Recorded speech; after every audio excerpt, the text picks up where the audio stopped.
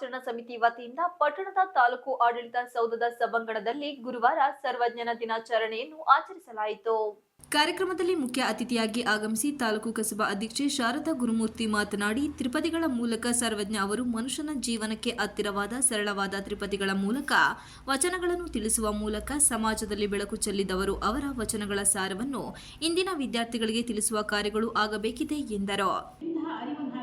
ವಿದ್ಯೆಗೆ ಬಂದು ನೋಡದ ತಾಯಿ ಹೊತ್ತು ಶುದ್ಧ ವೈಭವ ಸರ್ವಜ್ಞ ಬಹಳ ಬಹಳ ಅರ್ಥಪೂರ್ಣವಾದ ತ್ರಿಪದಿಗಳು. ಈ ತ್ರಿಪದಿಗಳು 16ನೇ ಶತಮಾನ 20ನೇ ಶತಮಾನ ಅಲ್ಲ, ಇನ್ನು 50 ಶತಮಾನ ಆದರೂ ಉಳಿಸ್ಕೊಳ್ಬೇಕಾಗಿದೆ. ನಮ್ಮ ಸಮುದಾಯ ಉಳಿಸ್ಕೊಳ್ಬೇಕಾಗಿದೆ.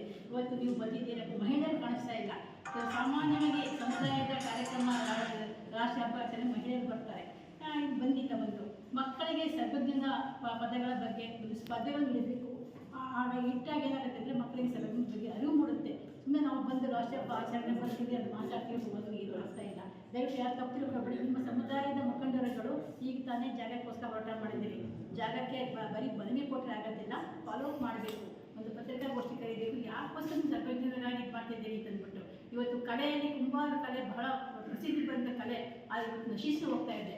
ಆ ಕಲೆಯ ಪುನರುದ್ಧಾರ ಸಹ ಆಗಬೇಕಾಗಿ ನಿಮ್ಮಗಳಿಂದ ನಿಮ್ಮ ಸಮಾಜದ ವತಿಯಿಂದ ಅಂತ ಹೇಳ್ತಾ ನನಗೊಂದು ಅವಕಾಶ ಕೊಟ್ಟಿದ್ದೀರಿ. ಶಿಕ್ಷಣ ಇಲಾಖೆಯ ಸಂಯೋಜಕ ಕಾಂತರಾಜ್ ಮಾತನಾಡಿ, ಸರ್ವಜ್ಞ ಅವರು ತಮ್ಮ ಜೀವನದ ಎಲ್ಲ ಸಾರವನ್ನು 3 ಸಾಲುಗಳಲ್ಲಿ ಪ್ರಾಸಬದ್ಧವಾಗಿ ಕಟ್ಟಿಕೊಟ್ಟಿದ್ದಾರೆ. ಸರ್ವಜ್ಞ ಅವರು ಅಶ್ರುಕವಿಯಾಗಿದ್ದರೂ ನಿಂತಲೇ ಆ ಸಂದರ್ಭಕ್ಕೆ ಅನುಗುಣವಾಗಿ ವಚನಗಳನ್ನು ರಚಿಸುವಂತ ಮಹಾನ್ ವ್ಯಕ್ತಿ ಸರ್ವಜ್ಞ. ಸುಮಾರು 7070ಕ್ಕೂ ಹೆಚ್ಚು ವಚನಗಳನ್ನು ರಚಿಸಿದ್ದಾರೆ ಎಂಬುದು ಇತಿಹಾಸಗಾರರ ಅಭಿಪ್ರಾಯವಾಗಿದೆ. 16ನೇ ಶತಮಾನದಲ್ಲಿ ಬಂದಂತಹ ಸರ್ವಜ್ಞ ಈ ಸಮಾಜದಲ್ಲಿನ ಅನಿಷ್ಟ ಪದ್ಧತಿಗಳನ್ನು ಹೋಗಲಾಡಿಸುವ ನಿಟ್ಟಿನಲ್ಲಿ ತಮ್ಮ ತ್ರಿಪದಿಗಳ ಮೂಲಕ ಬೆಳಕು ಚೆಲ್ಲಿದವರು ಎಂದರು.